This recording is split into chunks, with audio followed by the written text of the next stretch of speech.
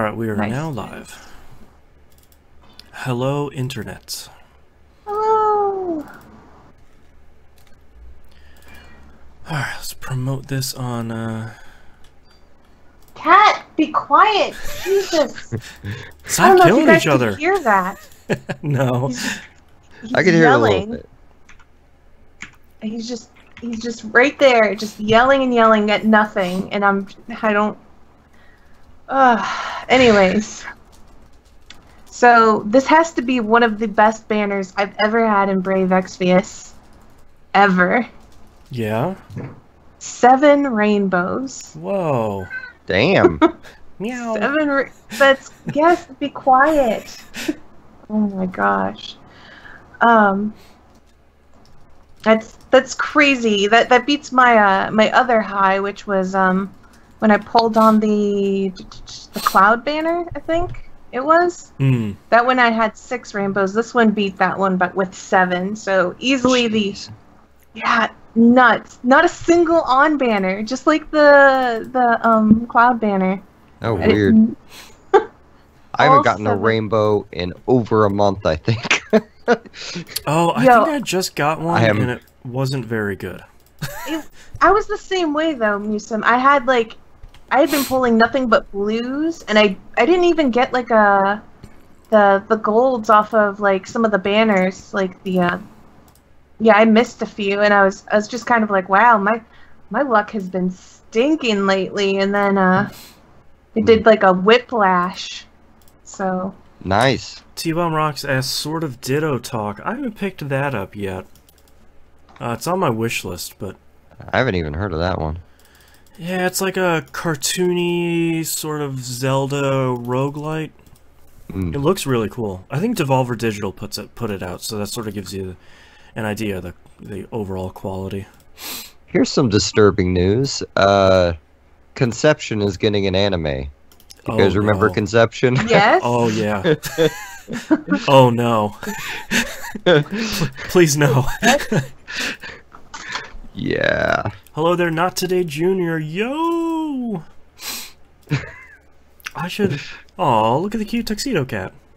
He's being very loud today. Hi, buddy. Beanie. Alright. You're gonna be quiet after this. Now that we He usually has the camera on him when I'm streaming, so he probably thinks that the camera's supposed to be there. Did you guys see the? We won't talk about it on the show. Did you guys see the 1080p versus 4K trailer for Dragon's Crown Pro? I haven't. No. Oh god, it looks so good. I didn't think it would look that great, and it's one of those things where like they show you the 1080p, and it's like, yeah, that still looks really good. Then they do that like slow wipe for the 4K, and you're like, ah, shit, that looks really good. I really came to a budget crisis about like a month or so ago, and I realized I was not going to be able to buy everything I wanted to in May, and that is the one that didn't make the cut. It's like, I already own this game on 2 platforms. I'm just gonna have to get it for PlayStation 4 later. Yeah, and it's Atlas, so thankfully, you know, they occasionally have those like super deep digital sales, so you can probably scoop it up for, I'm guessing like $20 this Christmas, probably. T-Bomb Rock says also New Year's coming Xbox One. Yeah, it just got rated in somewhere, Australia probably. That's where it always seems to happen. So it would be really nice if Nier Automata would come to Xbox One. That'd be awesome. I'd love to hear all the Xbox people start liking that game. Yeah, I want more people to play it, because the PC version was fine, but it had so many bugs that it's not like a universal recommendation. I really want more people to play it. And Mark Ryan asks, WTF is this? We're going to talk about RPGs. Oh, I don't have a pre-show thing, do I? Wait, hold on. Yeah, I do. Nah, wait. Yeah, wait. Nope, that's not working. There it is. Man, every time I hear about Nier 2, I remember the damn stage play that follows A2, or whatever her name is, A3. I forgot what number she is. But 2B? Not 2B. Oh, A2. Yeah. Yeah. I guess it follows her intro thing. And I keep meaning, like, I'm afraid to try and watch it, like, because I've seen clips of it, and it's definitely not high production, but... No. It's, Oh, yeah, you're talking about the one the robots put on. Is it? It's a real-life, like, stage play they did in Japan. Oh, that one, yeah. See ya, T-Bomb Rocks. Yeah, I forgot. I heard that's really good. Actually, I've heard that all the like the novels and like the light novels and the stage play and all that stuff was really good. Because that was my reaction, where it's like, oh, yeah, probably not very good. You know what else hasn't been a high production? Persona 5 anime. Oh. Yeah, I've seen some stuff from that looks real. It's real bad. Yeah, that's a shame. Tomaine in chat says, I'm a pioneer and just started playing this fresh new post-apocalyptic wasteland RPG named Fallout New Vegas. My favorite Fallout! 2 thumbs up. Oh, that's great. I know, I gotta be on the dissenting opinion on that, right? If you like new... I know that there's like a group of people who hate it and the group that loves it. Look, there's... Am I on the... Which side am I on? I love New Vegas. I think New Vegas is the best one. It's my the favorite. Bethesda. I agree. It is my favorite. Best I guess you could argue it's not a Bethesda one, but you know, I mean, Obsidian used the Bethesda tools to make it, so I'm including it in the Fallout 3 batch. You know. Well, it's probably a plus that Bethesda didn't make it. Yeah. Personally, I love it. It's great. I have not played nearly enough of it, but yes, it is really great. I think Austin Walker from I think that's his favorite one too. I feel like I've heard him say that. That sounds right for Austin. Like he's occasionally says stuff that like makes me think, oh man, you are my representative in this world, Austin. Right. And then he turns around and like falls in love with some game I hate. I'm like, talk about mechs again. He did it again. Go back to talking about BattleTech. And I just realized when I say mechs again, it sounds like Mexican. Oh. Weird. Future pun notes. Yeah. I don't really have any other news stories. We're just gonna roll with the 2 we have. All right. I was looking around. I thought there was something else, but Yeah, I keep thinking so too, but none of them are really that big. It hasn't been a big month for... Actually, the biggest RPG that's being talked about is Destiny 2, and I feel like I don't want to talk about it this month since Warmind is going to come out on Tuesday, so we'll talk about it next month. Gotcha. Hopefully it's good.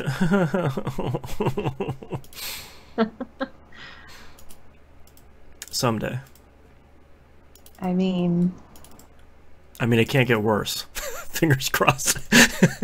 I swear, Polygon has posted 2 articles about how Thanos' plan was bad in Infinity War. Yeah, like they're really... I'm sure one was Ben Kuchera, who I'm not a fan of. Yeah. And I think the other one... I think I saw the other one. I think Heather Alexandra works there, and I like her stuff. Well, maybe there's a third one. This one I'm seeing is Alessandra Potenza. Oh, huh. I actually... you know, one of the things I like about Polygon... I think she works at Polygon... is Susanna Polo's... her comic articles, because I feel like I don't know shit about comics, but like I feel like when I read her stuff, I like that she gets to the meat of why I should care. Like she wrote a lot about Catwoman marrying Batman, and she really quickly got to the meat of like, if you don't read comics, like why do you care about this? And I appreciated that. I like Susanna Polo. She's a one of the Joystick crossovers, I think, too. Oh, okay. I know she's worked a bunch of places, but I remember when Joystick went under, I was trying to figure out where all the writers were going, just to figure out what side I was going to bug next. But I don't know if I would call him a journalist. Maybe you would call him a journalist, but it feels a little almost parody-ish. But because of you guys, I actually I marathoned. I shouldn't say started. I marathoned a ton of Jim Starlin stuff because you guys brought him up, and I was like, let me see what this guy is all about, and I've seriously consumed probably 200 hours of his stuff. Yeah, it's easy to just kind of go back to back and just like, all right, well, here's another 20-minute video. All right. Yeah. Yeah. He's generally pretty offensively funny, and on his Gymquisitions, he's really good at like the one I think the best example of like him criticizing something while bringing examples of why he's saying this was the No Man's Sky one. Where he's like, they're saying that no, he didn't lie. This was just the fans. Well, and then there's here's a video clip. Constant, yeah. Yeah. Here are 5 video clips of him promising shit that wasn't in the game. You know? Yeah, he reminds me a lot of Stephen Colbert from the Colbert Report. You know, and I love Stephen Colbert. Yeah, I love.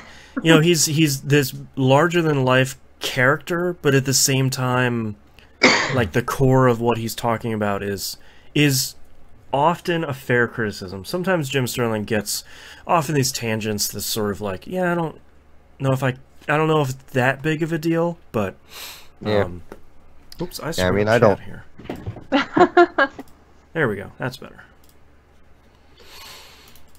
All right. Yeah, thanks to you guys. I don't really read into too many like articles or anything like that, so I never know who to actually follow or read about, but yeah. And I ended up on his stuff because of you guys.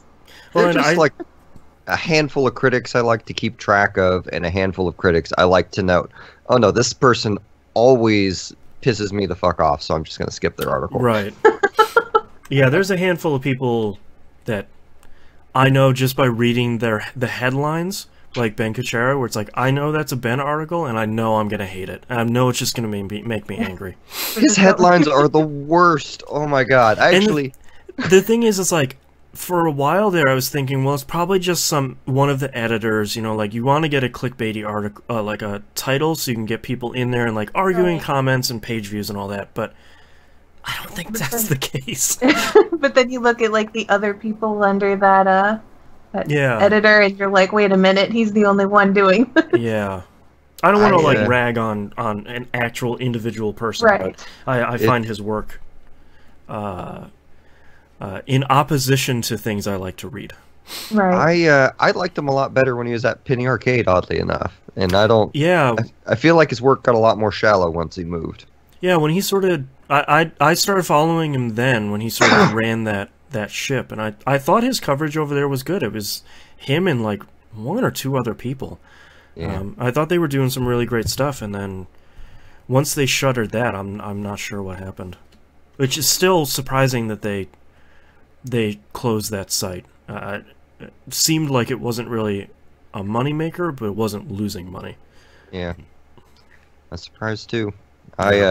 So Polygon sent out these surveys like a couple months ago, and I got one. And one of the questions, I can't remember what it was. It says they opened themselves up for criticism for something on it somewhere. And like I wrote in, I'm like, never title an article that I can answer in a 1 word. Like, don't.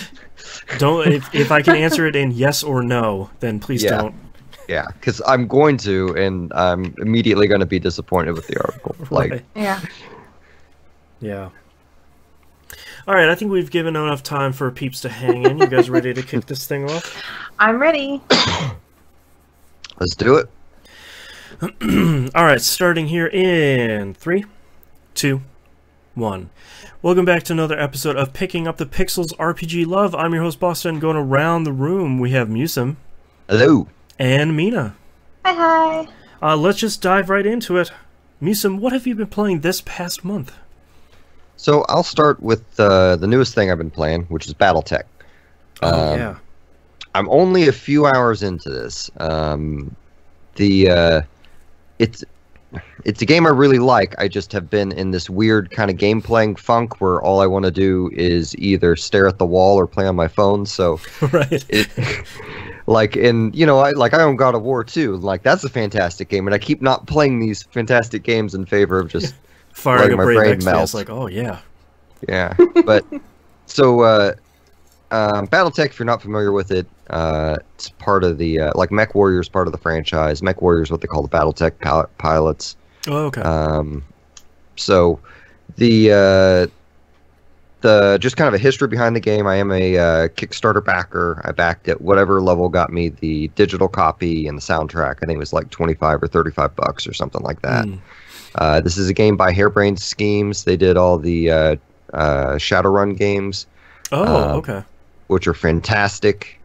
And I think everyone should give Shadowrun Hong Kong a try if you haven't ever played one. The guy who runs the company, Jordan Weissman, was the guy who in the 80s worked for FASA or FASA. I did not play these games back then. Yeah. So I was not in that curriculum. I've only read about it afterwards, and I've never heard that word said out loud. Yeah, I haven't either. There wasn't really video on the internet at that point, so.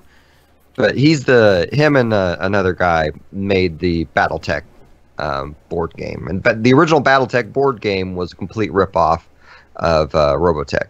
Okay. So I see where this family tree sort of sprouts out of.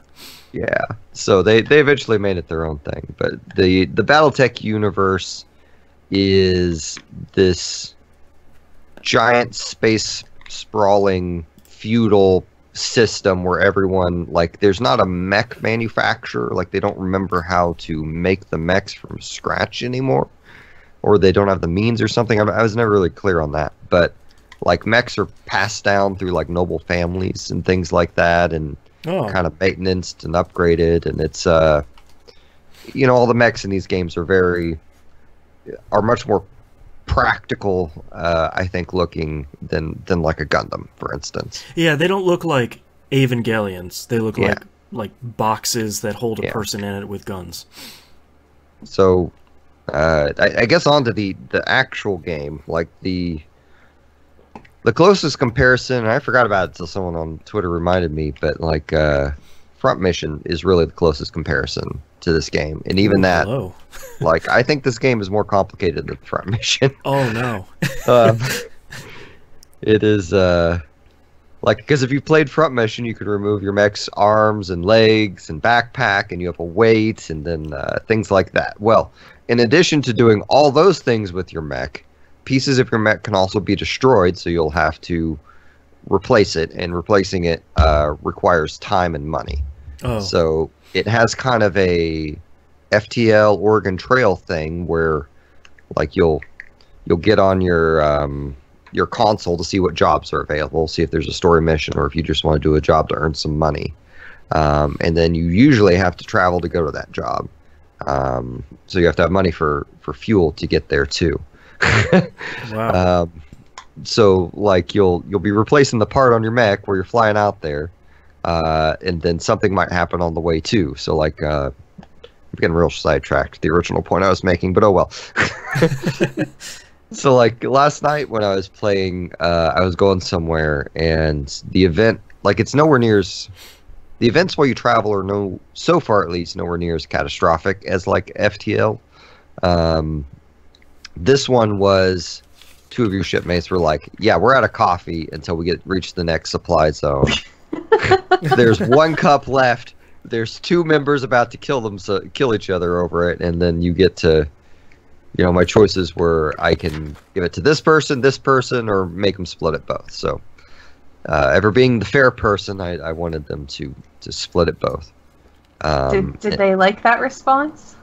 They both kind of cussed at me, but then they both got morale boosts afterwards. So nice. It feels very much like you had mentioned FTL before. That feels very much like you landed on a planet, and here are the things that happened. 4 choices. Yeah. Yeah. It does that, and it'll do that cool. multiple trips at times. And I haven't really figured out what the morale system has an impact on, other than how accurate your guys are. So, so like probably 60. Well, okay. No, I'm gonna stick with that. Probably 60% of the game is probably this mercenary management sim, where you have monthly bills. As your pilots get better, you have to pay them more each month, so your bills go up. You have to take jobs to offset that and to repair their mechs. You ideally want to find new and better mechs, and occasionally you'll get a guy in the hospital for for 2 months or something like that, or a mech that's down for a long time, and you have to take a job before then to make rent. So, like, it's like that's a I don't know. You probably don't have to play it like me, and I am a micromanager in terms of these things.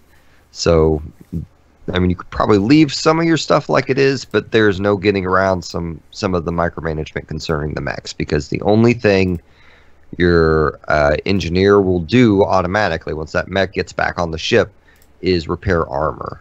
So if they're, if they lose an arm and you have to go either buy a new arm or get one out of your cargo hold and decide what to put on it and what weapons to equip to it.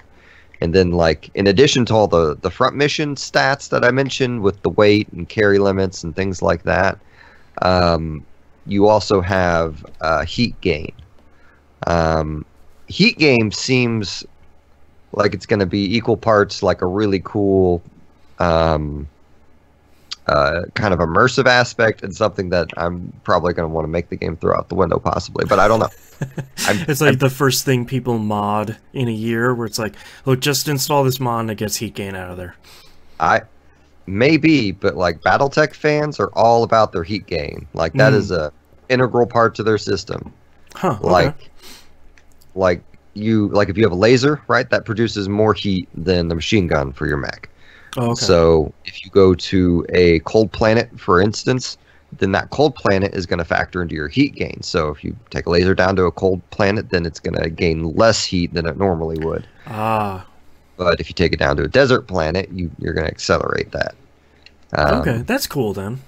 And it's not like, unless you're using your jump jets on your mech, like constantly, like your mech's probably got 4 or 5 turns minimum before it overheats, and 4 or 5 turns of actual combat, not just walking somewhere, because you release heat whenever you don't actually use a weapon or jump jets or something. Oh, so it's more like a balancing, like you just can't attack for 20 turns. Sometimes you need to wait and sort of cool off a little bit. It doesn't prevent you from attacking, but you're going to start damaging yourself if you start attacking. Oh, if you're overheating. So it's not. That makes sense. It's punishing, but like at the end of each mission, and I've only done. I'm barely into this game. Like I've done probably like 6 missions, something like that. And 2 of those were. Well, okay, 7 missions if you want to count the dinky little tutorial at the start. Right. Here's how to move. Yeah. Like, man, that game has such a strong start. Oh my gosh. So like the you do the kind of role play setup thing, like a Mass Effect 1 thing, where you get to pick your background, and you get to do it several times. So it's like, okay, what region of space are you from? And you can read about, what you'll get from each region, and what the different regions are like, and pick one. They're like, okay, well, you were like mine was, I picked, I don't know, somewhere. It's like, guess what? You were a noble in this region, and then your family got overthrown and killed, and you escaped. So then after that, what'd you go and do? And it gave me more choices. I'm like, I'm going to be a space pirate. It's like, okay, then you were a space pirate for a while. And it's, it gives you extra dialogue options so far, like when talking with your crew, but I believe it's just flavor text. So it's more like Dragon Age Origins than anything else, where it's sort of like how people treat you and some of the text? I believe so, yes. Yeah. It's been a while since I played Dragon Age Origins, but I don't... Like, so far there's no, BioWare style choices to make in the game. It's all just kind of flavor text choices I say that, it affects morale and things like that. So I guess it does affect something, but I don't think it'll affect the story. But I may be vastly mistaken. I don't know. I'm barely into the game. So anyway, after you get past the character creator and do the here's how to walk, here's how to shoot mission, like you go into this insane first mission, like where the game just lays it down, because this is the gameplay of the mech part is turn-based combat, right? You're not on a grid though. A lot of the tactics in the game are, okay, I have this one mech that can shoot missiles that go in an arc. they can't see this mech behind the hill, so I'm going to send my speedy mech to go over there so he can pinpoint him, and then I'm going to use my guy with the arc missiles to hit over there. Which I thought was a pretty fun tactic, even though that little mech's probably going to get kind of screwed up.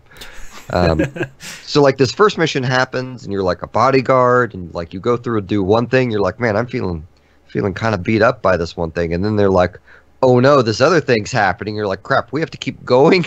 Yeah. And it does that repeatedly, and I didn't die through it, thankfully, but it just made this amazing, like it's a really strong intro to that game, and it's going to take a good couple hours to play through, but it really sets the tone for everything. The other hard part about talking about this game is hearing someone as smart as Austin Walker talk about it, and some of the other people, like, it's really hard to get past that Firefly comparison, because Really? Your ship is owned by a bank, so you owe them money, and they've limited where you can fly. And like some of the events in the game are like the bank trying to move in and encourage you to, return their ship, kind of thing. And, right. I don't want to spoil the first mission, but in my opinion, the end, like that whole mission, like is very Firefly-esque in terms of its results. Huh. Like you very much kind of feel like everything's held together with duct tape that you're doing. Right. So, but and I guess I'd be remiss too not to mention the music. John Everest, who did the Shadowrun Hong Kong, and I think he did some work on Dragonfall, did the music for it, and he did a fantastic job on this thing. It is exactly what I want. Like I get Mass Effect vibes. I don't. Nice. I kind of dislike saying that because I don't want people to go in expecting exactly Mass Effect. And a lot of the times, the map music. Yeah. Yeah. Well, and a lot of the times when I hear music, like there will be one thing that I'm focused on, like doing whatever music I do that other people will not necessarily be focused on. So when I say, oh, this reminds me of this song, it's because of whatever rhythmic or maybe instrument selection, your musician's brain. Yeah. But like this game is like, it is this awesome, perfect, like loading music. I don't know, maybe that's why it makes me think of Mass Effect, because the loading and navigation screen have like excellent music, but it's just a good combination of orchestral and synth work. I think that does well. But yeah. I'm hoping to put a lot of time into this game once I make myself actually play non-phone games again. I very briefly played some Chrono Trigger back in early March. I'd actually forgotten I did till I looked at my notes. Like last time when I'd left off, I was like, I can't remember where to go. And with the 65 million BC, and for some reason... Thea wasn't showing up, so then I went back to 600 and realized, oh, I need to make the Masamune so Frog will join me. Oh, right. And I love the whole concept, and I know Masamune is supposed to be like a demon sword, and there's a weird translation thing that happened when it came over here. Mm-hmm. Like, but, in Chrono Trigger, it's like the Masamunes, these two little brothers. Yeah. And I adore that so much. Yep. I adore how, like, when you show up, they're like just playing out there, and then you're like, no, we're here for the sword, and they're like, oh, this again. Right. Fine. I guess we gotta test you. Yeah. Then afterwards, you're like, oh, well, maybe he'll find us someone to use. And granted, the first time you play that, you're like, I want to use that. Chrono needs to use that. Right. Not Frog. Come on. Frog's such a good character too. But yeah, anyway, Frog's great. You go and you fight them, and then you go to 65 million BC or whatever it is, and get the Star Rock so Melkor can repair the sword. And something else I did this time that I didn't realize you can do. You can go visit the other sage in the future, and he's just like sitting around working on that ship. Oh yeah, you can stumble across him, and he's like, "Hey man, what's up?" And you're like, "That's a cool spaceship." Yeah. He said, "Yeah, it is. See you later." Yeah. Or maybe no, maybe it's that he doesn't have the ship there. I don't know. He's doing some sort of work there. Yeah. Because you get that ship from somewhere else and he mods it, doesn't he? Yeah, I think you get it in... I don't even remember if you get it in the future or not, because it travels through time, so... Yeah. Who remembers? Yeah. Anyway, I love that game. Let's see. I may as well get into Mobile Corner here. Oh, did you not play Earthbound last month? I didn't. Okay. I feel bad. I've been thinking about that for the past week. I'm like, Mina's gonna be so disappointed in me. It's what I've been waiting on. Should play Earthbound, and then I didn't because I didn't. I've spent so many, I'm playing 5 or 6 phone games right now. That's part of my problem is I can't let go of them. Me too. Yeah. It is ruining me as a person. It is. I'm not practicing my instruments. Oh no. It is. But I reached a new milestone in Brave Exvius. The last raid they had, where we were fighting Garuda, was the first raid I was able to defeat him on the highest difficulty. Nice. And I could do it regularly. The first time I did it, I'm like, okay, that was a fluke because that was really hard to do. And then I just was like, you know what? Divine Ruination does a lot against this guy. I'm gonna stick Agrius in my party too, and I already have Old Man.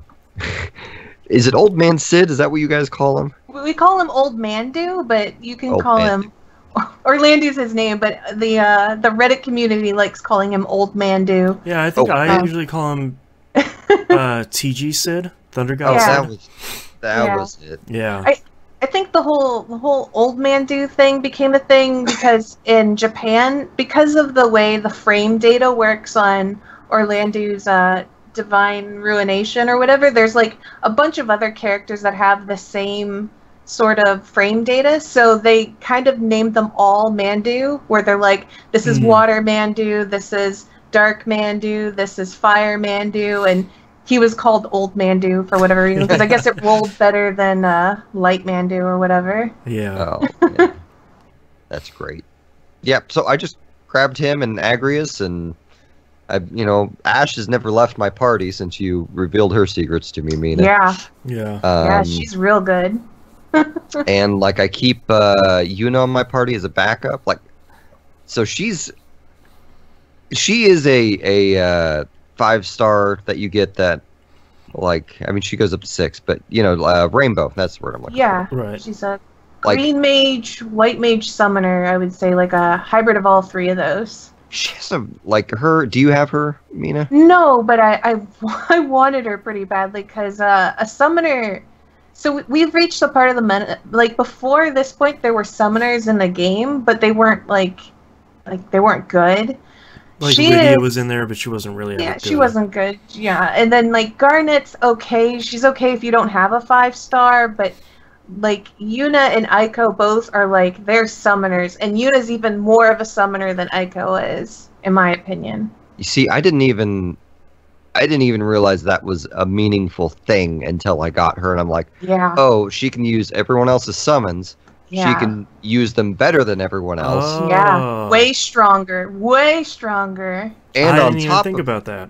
On top of that, she has 2 skills that does a massive amount of damage by using your summoning bar. Yup. Oh. And she is good. I think the next summoner we will be able to get is Kid Rydia, and Kid Rydia is even more of a summoner than Yuna is, because Yuna's kind of she rides a line between being a green mage healer sort of thing with summoning, so she's kind of hey, cats, knock it off. I'm firing up the game now to see if I have her. She rides kind of a little bit of all of those, but doesn't really is not completely weighted in one or the other. When Kid Rydia arrives, Kid Rydia is the summoner.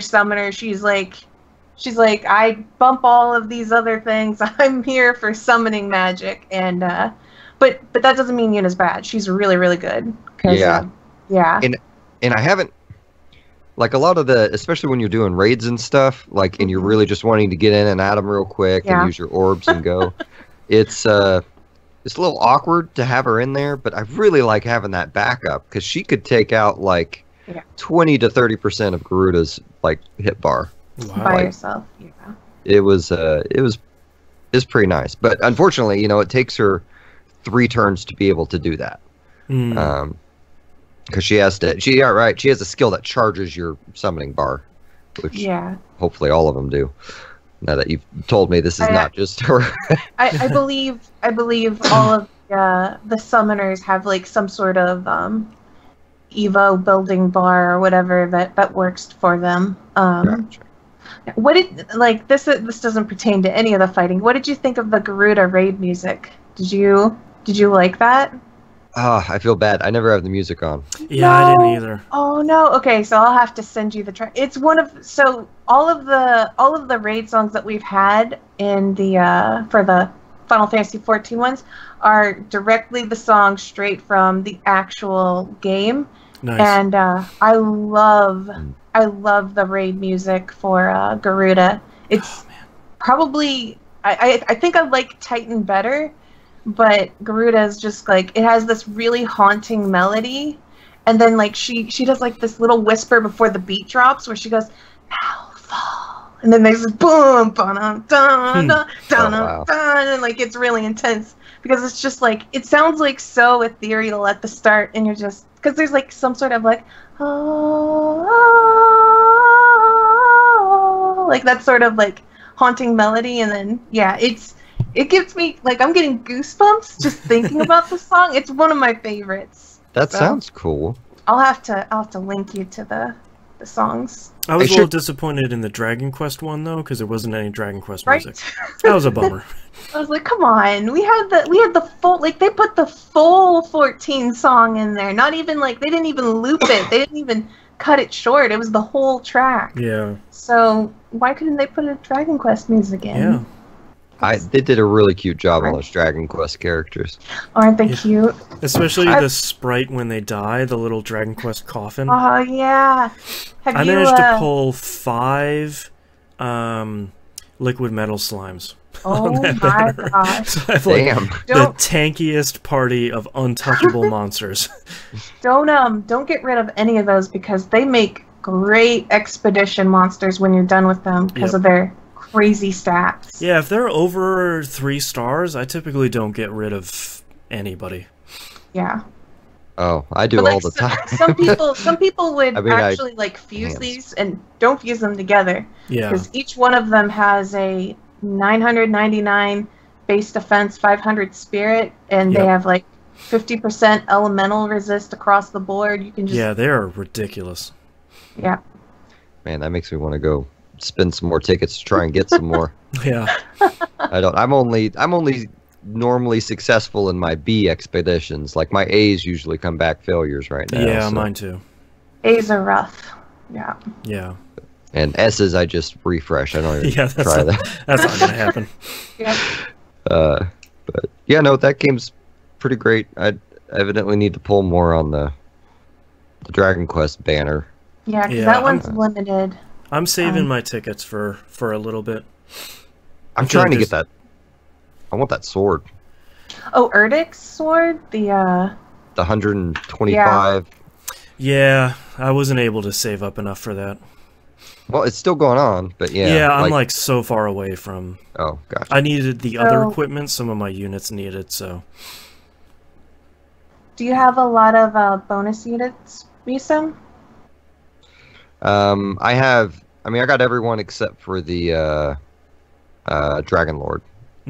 Okay, sweet. Like I'm up to 80k right now, and like I didn't start saving up for this. Like the first time I saw the sword, like I felt like I was just looking at something that was obscenely priced that I was never going to get. So immediately I was like, "Oh, f you." The lobster is only $400. It's like, well, no. Yeah. Right. So like, you know, whenever I do these things, I usually start out by getting the awakening materials and tickets, the metal slimes and tickets and things. And I don't usually get all the tickets because I think a lot of them are like once you get overpriced. You know, once you get past the first 2 tiers, I'm like, that's a little bit expensive, but I got past all that, and then I got the ribbon, which I thought was kind of crazy that they included that. I think the ribbon that's nice. Super valuable in Arena. And then I was like, well, what am I going to save up for now? I have another week and a half or something of this, and I've been slacking on playing it because I can't. My old man is not he can't solo, like I can't do the top tier of this with my bonus units. Yeah. Right. And my old man can carry me through the second to most difficult version, but once I get to the Dragon Lord fight, I have to put more of my attention into it. So it's like it's always a half or hour ordeal when I do it. So I've been kind of slacking the last week when I do it. I think I'm sharing my Noctis. So if you wanted to put a complete bonus team, you can bring my Noctis, and I believe you can auto the first stage, the second stage. You get to the third one where there's multiples of them. You do a fire flask. Yeah, the Robin Hoods. You do a fire flask there, and then the next one you do a warp strike or whatever. Yep. For the big green dragon thing, and then you can just hit repeat over and over and over, and you'll clear that elite floor with. That's what I've been doing with your Noctis. It's sort of like, ooh, Nina's back up. All right, bring the Noctis in and start warp striking. Like full auto team with pretty much. It's that's how I handle it, because I think I've also got him on Ifrit, so he resists fire, and then he's got the full evasion set, so he doesn't normally get hit. I think the only thing he takes real amounts of damage from is lightning attacks. Yeah. So that's the only thing you have to be worried about for him. I'll give that a shot then. Yeah. So I'm gonna change games unless you guys got something else. No, you're good. No. All right. And then thanks to Boston, I found my newest addiction. Oh no. Which, like, I think Sunday night when I finally got the game, I stayed up until like 1 or 2 a.m. or something playing it. It was Avengers Strike Force. Yep. This is I can't decide if this game is fantastic or if I have entered a new level of addiction that I need to delete all games from my phone for. So like, it's really good. I'm so sorry, everyone. Yeah, it's a game that, like, when you run out of energy and stuff, half the time you have some item or something that will let you get more. Like, that's not the paid currency. Yeah, you're like 100 experience away from leveling up, which is like, you leveled up, here's 200 more energy. Oh, okay. Yeah. And, like, I haven't spent any money on this game, but I feel like I've spent money because they have so many currencies. Yeah. And I cannot keep track of them. But luckily, the game keeps track, like, in terms of, like, they put like a red dot anytime you can open a new pack of something. Yeah, that's really nice. Yeah, I feel like the two biggest. So I guess we haven't talked about what it is. You have 5 people on your team, and it's a turn-based RPG with Marvel characters, which is sort of checking a lot of boxes. I think the two larger problems that I have for me are, one, there's a lot of currencies, and that inherently isn't bad, because a lot of them are like, well, here's one of your 2 PvP modes, each one has its own currency, and it just sort of regenerates over time. Okay, cool. The one big problem I have is it's oftentimes really hard to understand, like, okay, I'm gonna go do this raid, how do I get more raid energy? Like, does that regenerate, or is that all I have? You know, I'm gonna go do some PvP, how do I get that? Because I don't want to spend money. Do I just wait? You know, it could be a lot clearer about, here's the currency you get over time, here's the currency you get, like, daily or open or leveling or stuff like that. So how many characters you got so far? Oh, I have to load up 20-something, I think. I'll fire it up here. I don't actually know my count. I seem to have unlocked most of the generics.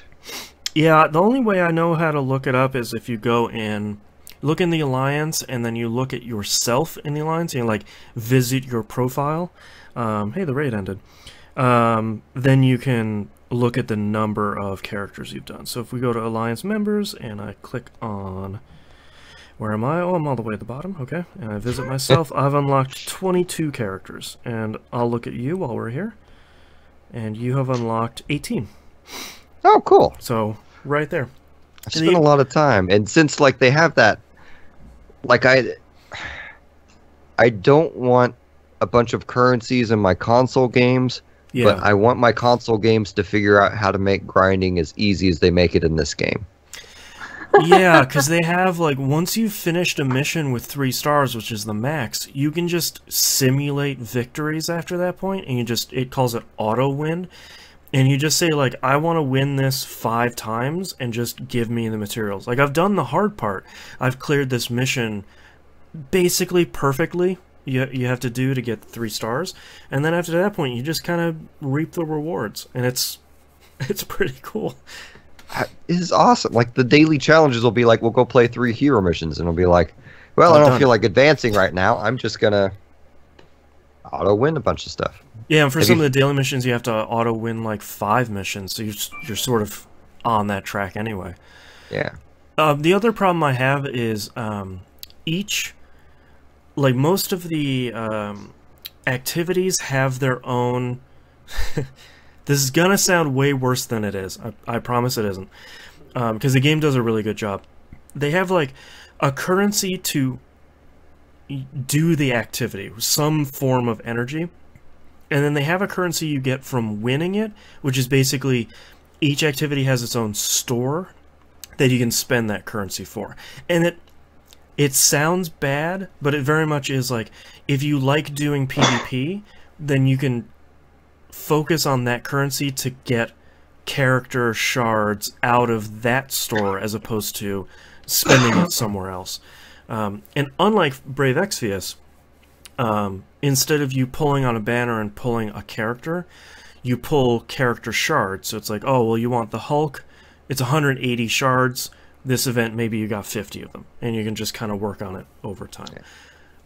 I really wish the UI was the same between a lot of these events, because some events you'll click on, like raids, for example, and in the lower left-hand corner would be the store button.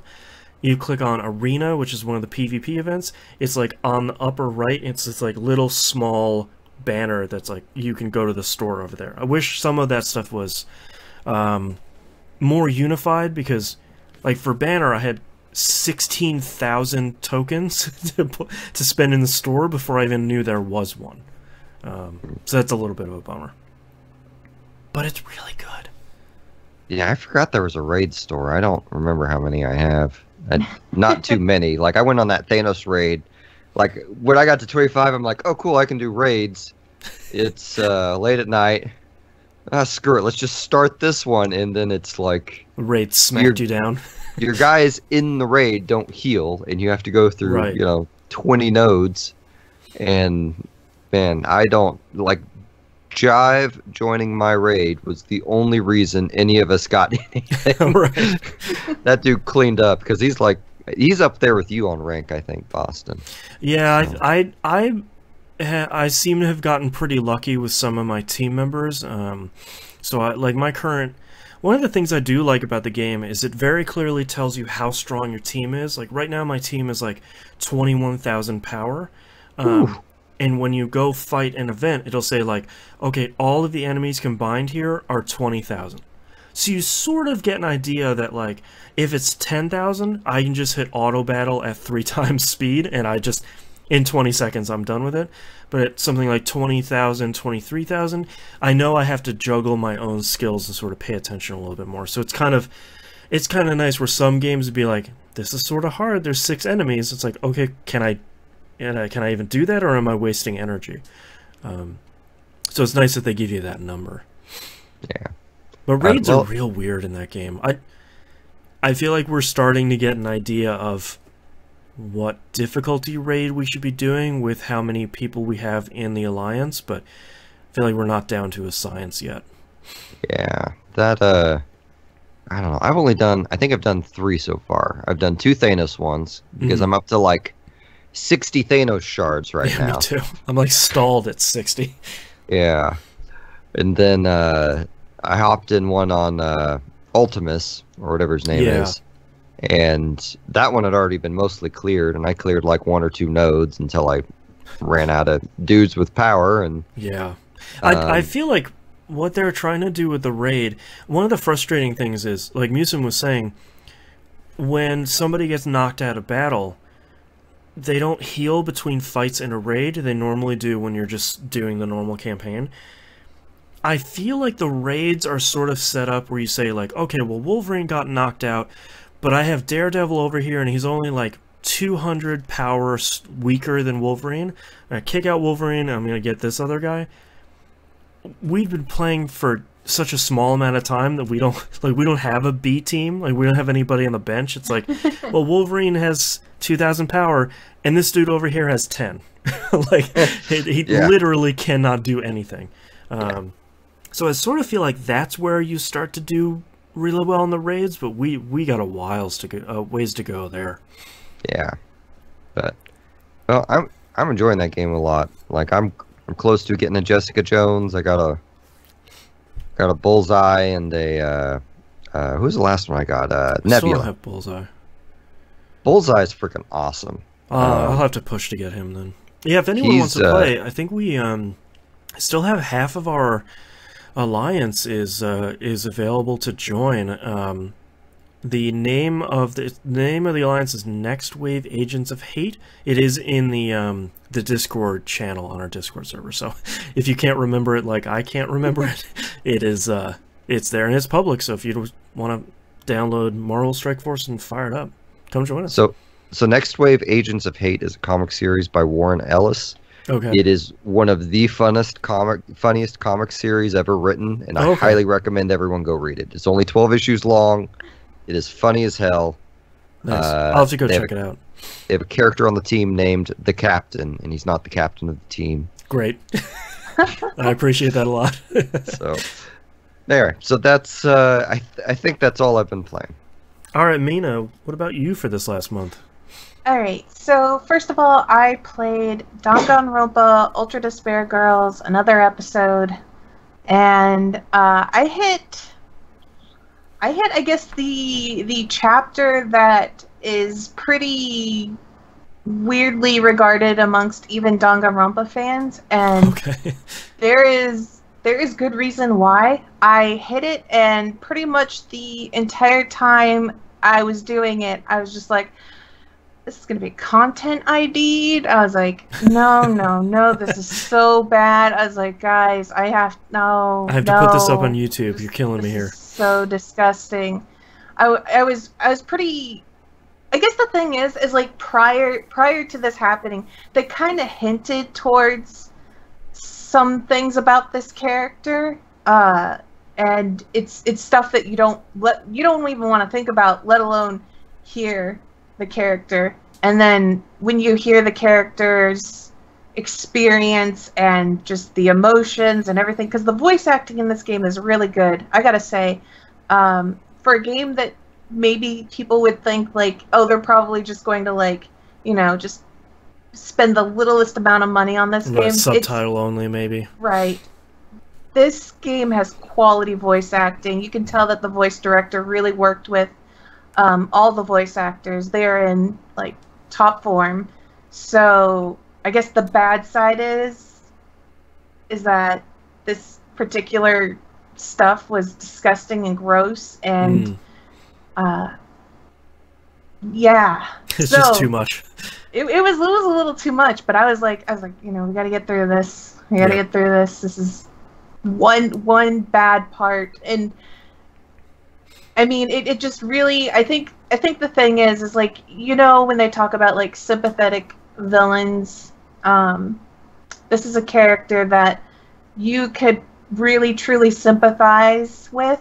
And while I would never have said like, yeah, it's okay to murder someone, in the case of this character, while I may have not agreed with like murdering people, she was in the right to murder anyone who did what they did to her, including some very close people to her. So I would not have, like, there would have been more slaps on the wrist rather than just you know, stabbing. Yeah, whoa. So I'm glad that we're past that part, because I think the game isn't going to be that bad beyond that. I think that was just the one chapter. Right. Anyways, outside of Danganronpa Ultra Despair Girls, which I still love, it's still been really good. I played Ni no Kuni 2. Oh yeah. Yeah, I forgot I played a tiny bit of that too. Yeah.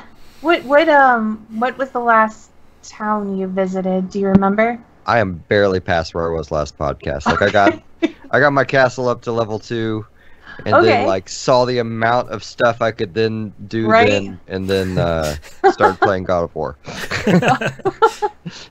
So I wrapped up Broadleaf, and I wrapped up all of the side quests after, because every time you finish the end of a town, like a bunch of side quests open up, and you can go around and basically sweep and do those quests, invite more people into your town. Yeah, because the thing that always got me is they don't just open up in that town, they open up in all towns. So it's all like, towns. Okay, well I have to, let's go back to Goldpaw, and let's go back to Aquapolis, or whatever the name was. Yeah. And additionally, because you finished Broadleaf, they give you a new way of moving around, and that opened up even more exploration. I can go to these continents that I didn't even notice were on the map before. Right.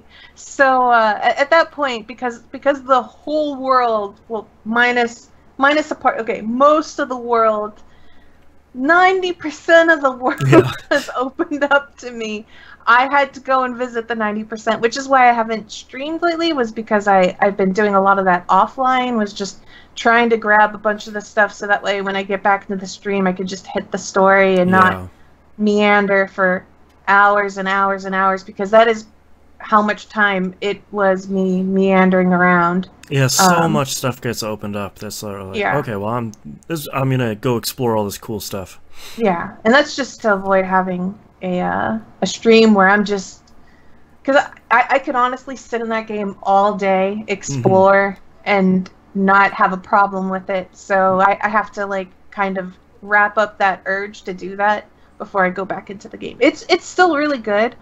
I still even at this point I would say this is kind of like an introductory RPG. This is definitely not nothing like, this is not a hardcore RPG. This is definitely, I wanna relax, or this is my first RPG. Let me experience that. So yeah, I think we were talking last month that it's like a really good introductory RPG, and it's a good introduction to the Tales series, because they're gonna play pretty similarly. So like, go play Tales of Vesperia.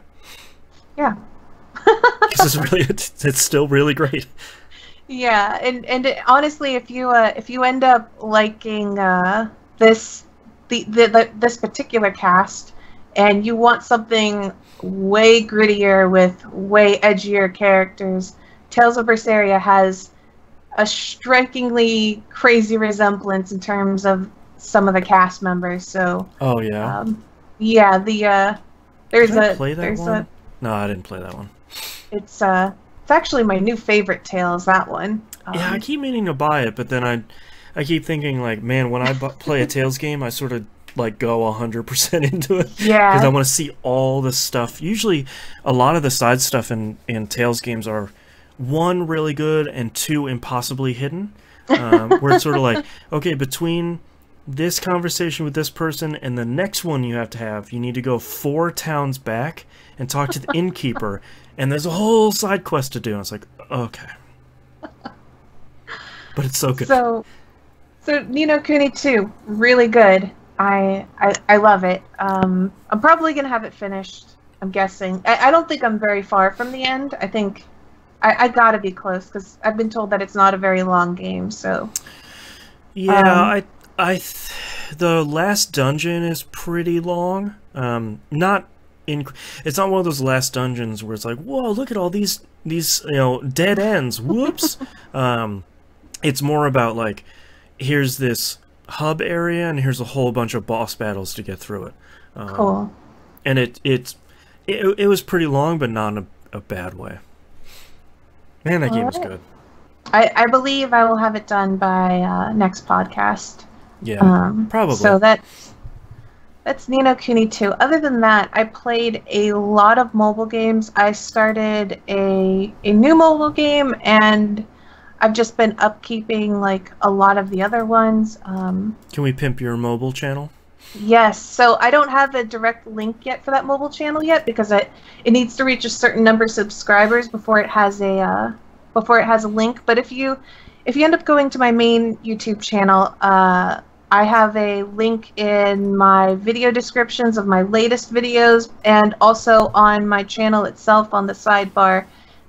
It has my Mobile Mina is the channel that you can go to, and the very sensible name of Mobile Mina. It's just better to do it that way because I've got like 7 mobile games, and I really don't want to just like clog this segment up with here's my mobile game progress because that would be 7 games long every month. And now Alchemist Code. All right. So if you're interested, some of them are. I try to play games that are more free to play friendly. Ones that aren't like, oh, you need to throw money at this to win. Like especially if you take a look at King's Raid is a really good one, especially if you're just like, I don't want to spend money. And honestly, if you do decide to spend money, it's got really cheap options. There's some whale options, but you don't need those whale options at all. So it's kind of like it's very generous. Speaking of whale options, we forgot to talk about the craziest, whaliest option in Marvel Strike Force, which just popped up the other day, which was one character, not with all the stuff to level him up. Black Panther was available for the low price of only $50. No, thank you. Canadian players in chat were saying that's $80 for them. I was about to say. A lot of people were like, hey, that's my groceries, so no. That's anyway. I just remember that insanity that keeps popping up. Like with every mobile game there are whale options, but in terms of the games that I'm trying to feature on my mobile channel, I try to feature ones that are extremely free to play friendly, and you can still have just as much fun without having to spend $1. So that's the goal of that channel. Other than that, I haven't been playing anything else. What about you, Boston? It's not an RPG, but it's the reason why I haven't played much of anything else is I pretty much in like a week I platinumed God of War. So like one of those things where I spent nearly every available moment that I could play games playing that. But the reason why I was pushing through that is so I could get to my next game, which is Yakuza 6, The Song of Life, which was going to be like my tentpole game this year that I was super excited for until God of War was suddenly incredibly good. I am only in the first chapter of Yakuza 6. Number one, because the intro was incredibly long. Very good, because it's a Yakuza game. But it was genuinely, like, between all the scenes and, like, exploring around and talking to the people, they do an interesting thing where they introduce people that show up in 6 for people like me that haven't played the other games. Sega did 2 things really interestingly, because Yakuza 0 and Kiwami 1 did really well, and then 6 is the next one to come out, so they were like, hey, there were 5 other games in between here, not counting like that crappy zombie shooter spin-off and like the 2 Japanese ones we didn't get over here. So there's a bunch of characters that didn't show up and seem to feature prominently in 5 you can walk around and talk to. They also have a really great interactive website where it's sort of like you can say the last game you played and it'll show you like a timeline with video clips from the games and like interactive comics. It's really cool. That's great, because I can imagine I would only go from 0 straight to 6 if I were to play. It's really nice, and I'm glad they did it for people like the 3 of us, where it's like suddenly we really love the series and we missed out on all the PS3 games. Right. So I'm super glad they did that. I watched a little bit of the stuff on the website, but I feel like I've absorbed so much about these characters over time anyway, and they do such a good job in the intro that I wasn't really too worried about it, and so far it's fine. But all that stuff was like an hour and a half combined with, you know, walking around. You know, Kiryu owns a orphanage now, which makes sense with his history, but there's a lot of like, hey, the kids are happy to see you back. You went to prison again. It's like, okay, well, here we go. So I'm in just the first chapter because that stuff was really long, and I'm honestly having a really great time exploring the city because they do such a good job in the 2 games I played before, which is Zero and the first Kiwami, of even between those 2 games making the town feel different. And even now in 6, which takes place in 2016, I think, it feels very modern, and it feels like you were gone for the 20 years that came between the first game and then the 6th game. So a lot of it is like, I'm wandering around, it's like, oh man, is the bowling alley still there? It's like, yeah, but I can't get into it yet, but now there's like this crazy workout place next to it, so now here's a whole bunch of side quests I'm going to get trapped under. Here's a Sega arcade, and it has Puyo Puyo in it and Virtua Fighter 5 with online support. Okay, I'll play a little bit of that. And I'm spending a lot of time exploring, just checking out the new town, and it's crazy because they sort of got rid of experience in the game, because like Yakuza 0 is basically you spend your money on your skills, which was fun, and then the Kiwami 1 was very much like you get experience, spend that experience on stuff. This one has 5 different categories that you gain experience in by doing pretty much anything, including eating. And then you spend specific amounts of points in like 1 or more categories for your skills. And some of these skills would be things you spent completion points on in previous games. And in previous games it was like, play mini games 50 times and you'd get 10 completion points, and you'd spend 10 to like make it so you can dash farther or dash for longer, stuff like that. And now they move that into experience, which feels more rewarding because you can, I feel like you can level up your character in more important ways faster, as opposed to like, okay, well, I can't run farther until I just play a bunch of the game, but that's the thing I care about because I don't want to slowly walk around town forever. So far, really great. Voice acting, of course, is still great. Everybody's there. It looks ridiculously good. I'm still impressed that they managed to improve on this engine more. It runs incredibly smoothly, like before, 1080p, 60 frames. It's really great, and unlike God of War, it does not make my PS4 sound like it's going to take flight. So I appreciate that because Ni no Kuni 2 and God of War both did that. I'm sort of like, I've already had one PS4 die. Like, little buddy, I can't buy another one. Like, I can't afford another one. You can't die on my little Jimmy. But I haven't played that much, mostly because God of War was really good. And God of War does have experience, but you know, that's not really an RPG. But you really need to go play it if you have a PS4, because it's really good. But that's all I've been playing this month. So let's take a break. Go play God of War. I've heard really good things about it. It's my game of the year. It's gonna be really hard to beat. Like I was upset when I finished that. Like I 100% of that game, and by the time I was done, I was sort of like, oh. I could still play more of this. There could be more, and that would be all right. I feel like I'm just gonna start really good games this year and just never finish any of it.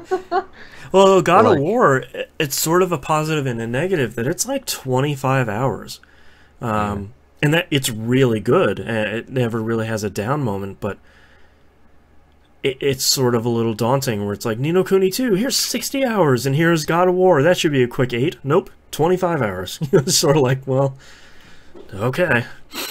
I don't know if you can answer this without spoiling it. I obviously don't want you to spoil it.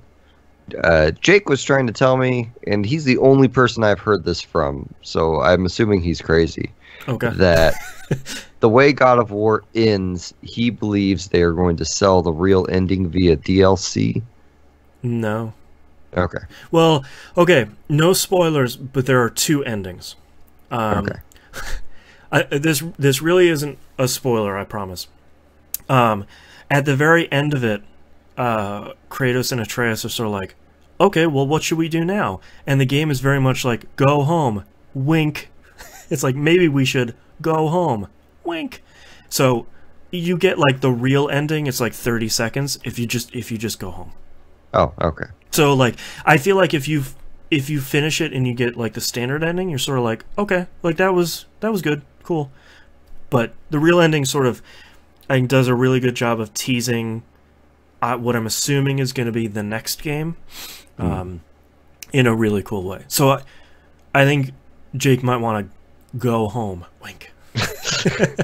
He rented the thing, like he's kind of a psychopath. He rented the thing from a red box on like 6 a.m. the day the game came out. Oh yeah. And played it nonstop for like 4 days. Right. And then beat it and returned it. Yeah, that makes sense because once you finish, like the normal ending is really good, and I could see like once he finished that, he'd be like, okay, that's cool. Like I'm done. I got the credits. Like we're good. We're done. He should just watch it on YouTube then. Okay. Yeah. Good to know. God, that game is good. I really like that game, but I stopped playing that game, or I stopped playing Ni no Kuni 2 to play that game. And I really like that game. And I stopped playing Yakuza 0 to play Ni no Kuni 2.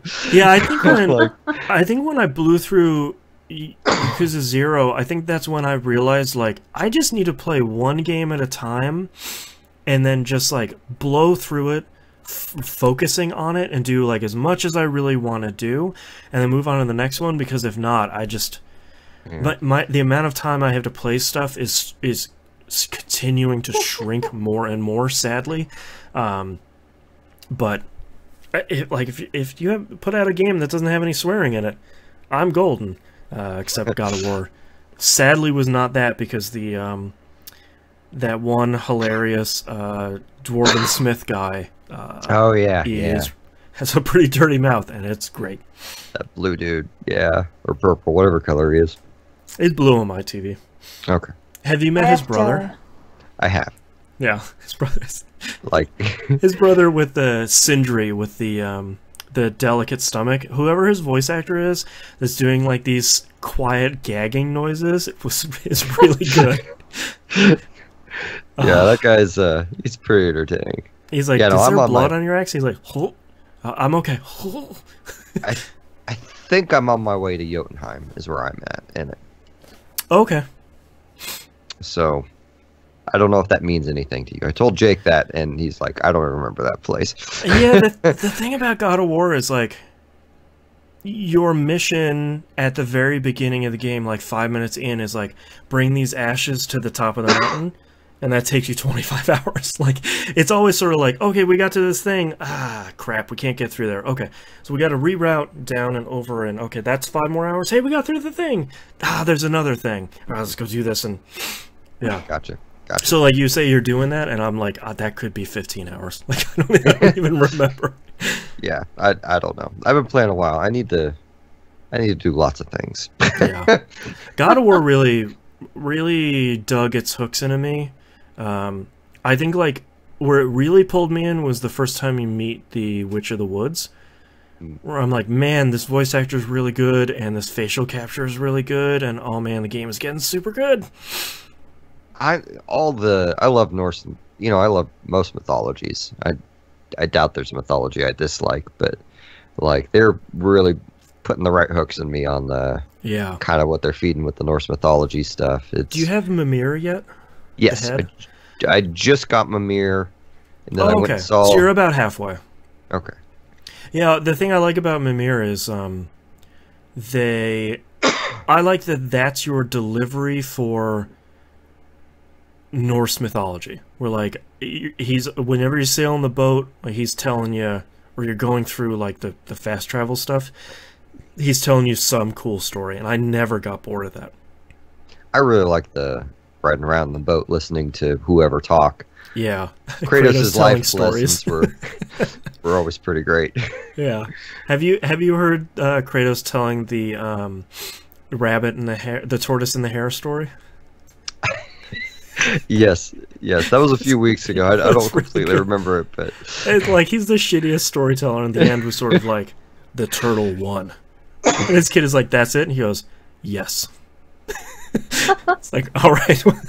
The turtle prepared and the rabbit did not. Yeah. Or whatever. Oh, it's so good.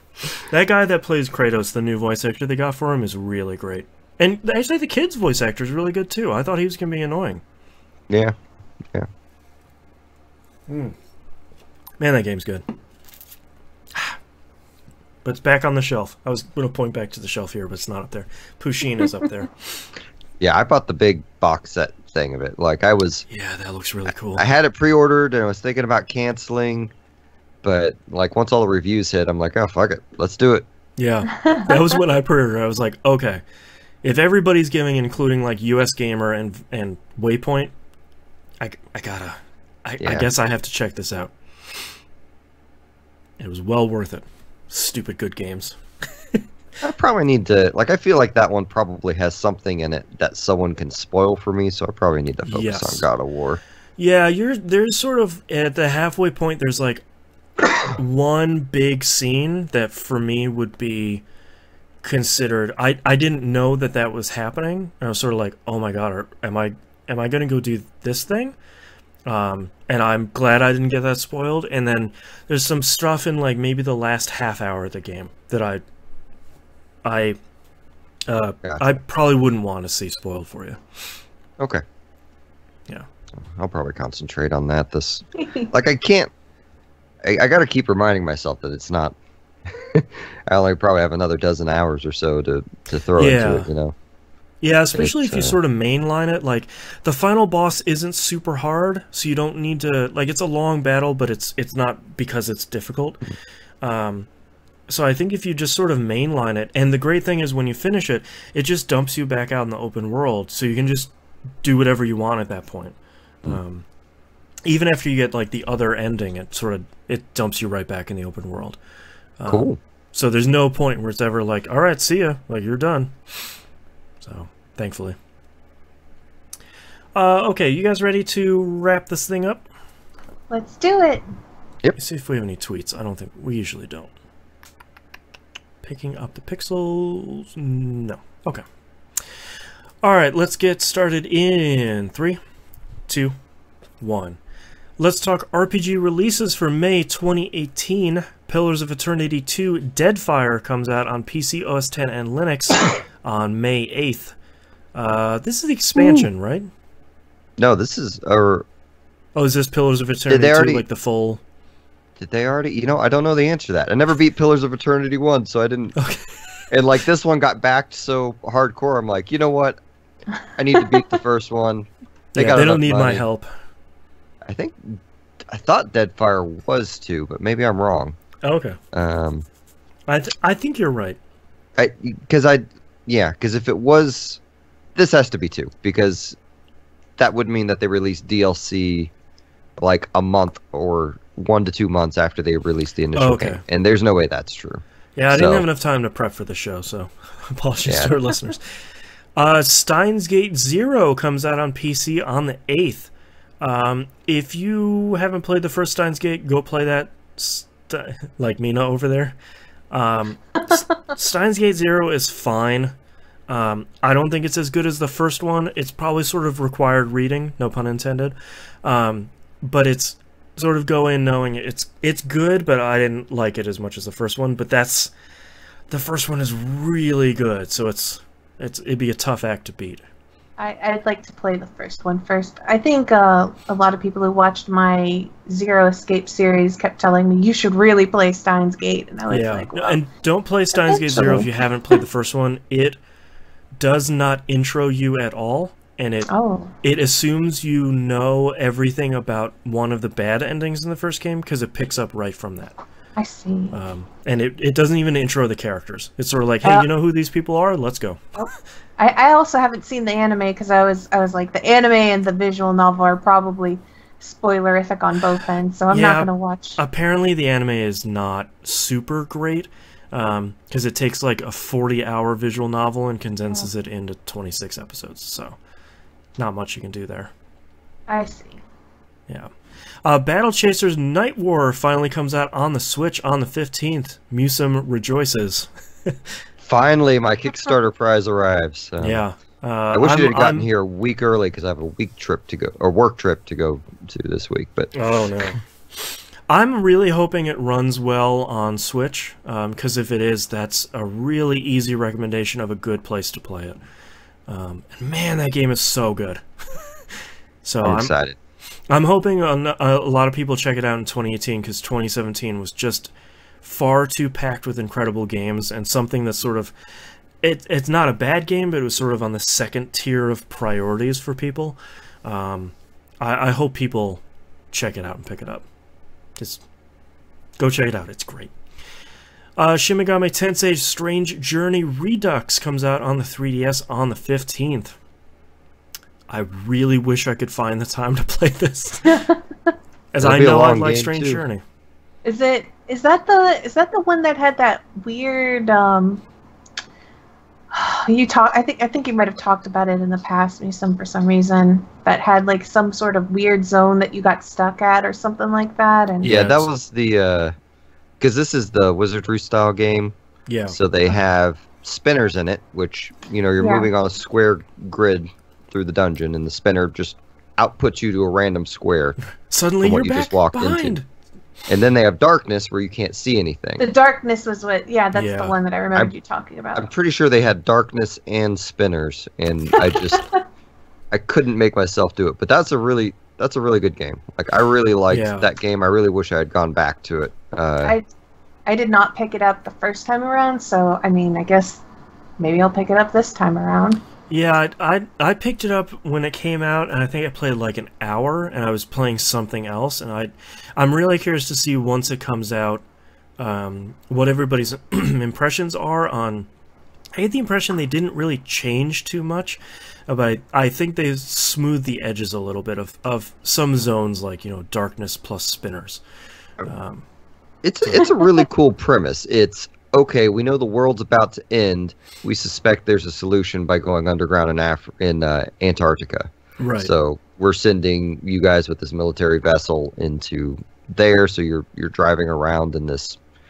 I don't remember what the name of those. It's not a tank, but it's a big military bus thing.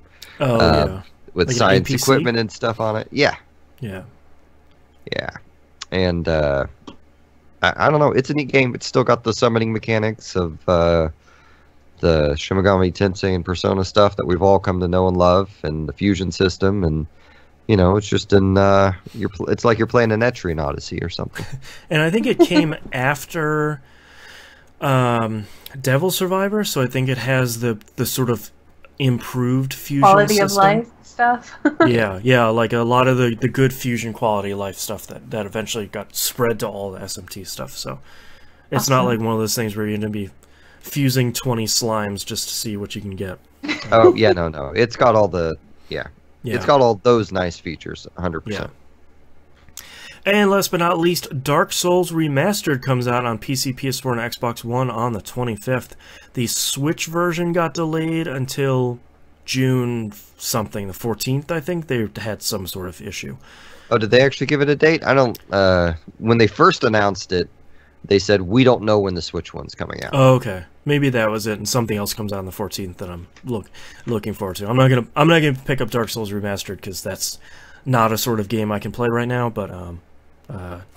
there must be something coming on the 14th that I'm excited for. But yeah, if you haven't played Dark Souls before, this is probably going to be a pretty good game. They changed a lot of the underlying network code and stuff, so it's going to be way better at this point. So go play Dark Souls. All right, let's move on to news stories. Divinity Original Sin coming to PS4 and Divinity Original Sin 2 coming to PS4 and Xbox One in August. I hadn't seen that this, one of you guys put this in the show notes, and I hadn't seen this got a release date yet, but the first game played pretty well on consoles, and I'm excited for the second one. Yeah, I think it was a Kickstarter update that they sent me. Oh, okay. And I don't think they had an actual date. I think they just said August. So, okay. Like, those games are super fun co-op games. Divinity Original Sin 2, I think, takes place like 1,000 years or some crap after the first one. So, yeah. Like, I've had people who played the first one say that I really should play the first one before this one, but the time I've spent in this one, like, I don't see that at all. Yeah, and especially, apparently the second one is so much better than the first one, which is incredible. It is much more player-friendly. Yeah. And it's one of those games where you can completely break the story, because you can have two players running around talking to people. One player could be irrevocably ticking off someone to where you can't finish their quest line. Like, they just have lots of crazy stuff to mess with conversation mechanic wise. That's a lot of fun. That's exciting. All right, where did my news stories go? Here they are. NIS is bringing Metal Max Xeno to North America and Europe this fall on PS4. This was another one that one of you folks put in here. Who's the spokesperson for this one? Some did it. Yeah. So, if you, I don't remember when I did, but at some point I talked about Metal Saga on this podcast.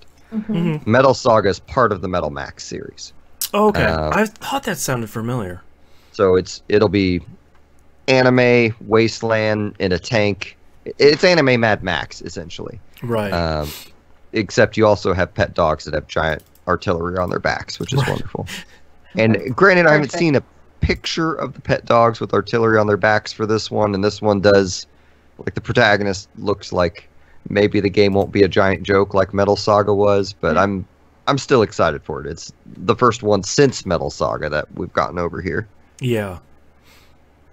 Yeah, that's exciting. I thought that was a game that had died, a series that had died with the PS2, and it's kind of exciting to see more weird Japanese RPGs coming out now.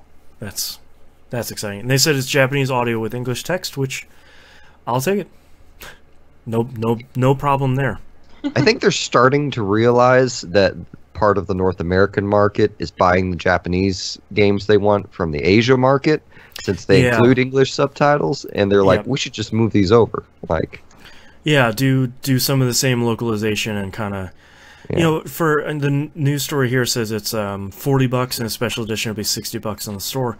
That's pretty perfect. You put it out digitally too, and I feel like you probably have pretty slim margins on this, but you're probably making enough money to cover it. Yeah. So it's 100% a niche property, but I will definitely get it. So yeah, probably enough people are excited about it that they're probably doing all right on it. It kind of reminds me of how Atlas publishes games where they're like, if they don't think they can make enough money on it, they're just like, well, we aren't going to pay for the voice acting. We're just going to, we'll do the translation work because there's no way we'll make enough money to pay for quality voice acting, so we're just not going to do it. Yeah, at the end of the day, they're still a business. Like, they still need to make money. So, but that's all of our news stories. So here's a patented 1 hour at the beginning, 5 minutes at the end episode of PUP. Thank you so much, everyone, for listening. If you'd like to visit us, you can do so at pickingupthepixels.com. All the links are on the right-hand side of the page, including the Discord server, if you'd like to come play Marvel Puzzle Quest or Marvel Strike Force or any one of the other Brave Exvius. You know, we got a whole bunch of channels specifically for talking about cool strats and great pulls on all these games. And you can tweet us Picking Up Pixels on Twitter. There's no "the" there. And Musum, where can we find you? You can find my musical hub at jbaudio.net. Also, my music's available on Bandcamp and iTunes and all that. You can find that at that link. You can check out my other podcast, thecarouselpodcast.com. And I think that's it. Yeah. And Mina, how about you? You can find me on both Twitch and YouTube at Mina KO Rocket. And Boston? You can find more of my shows at e1m1.com, and don't forget to listen to That Video Game Podcast, now including TVGP Game Club, now includes Musum. So we talk about a new game every month. This month's is Shovel Knight. That's an incredible game. Go play it. So, thank you very much, everyone, for listening, and our adventure continues next month. Bye. Bye. And thank you, everyone, for watching the live stream. We got a bunch of you hanging out this time. 2 thumbs up. Sorry, my other thumb was on the mouse. 2 thumbs up to all of you. See you next month. Bye.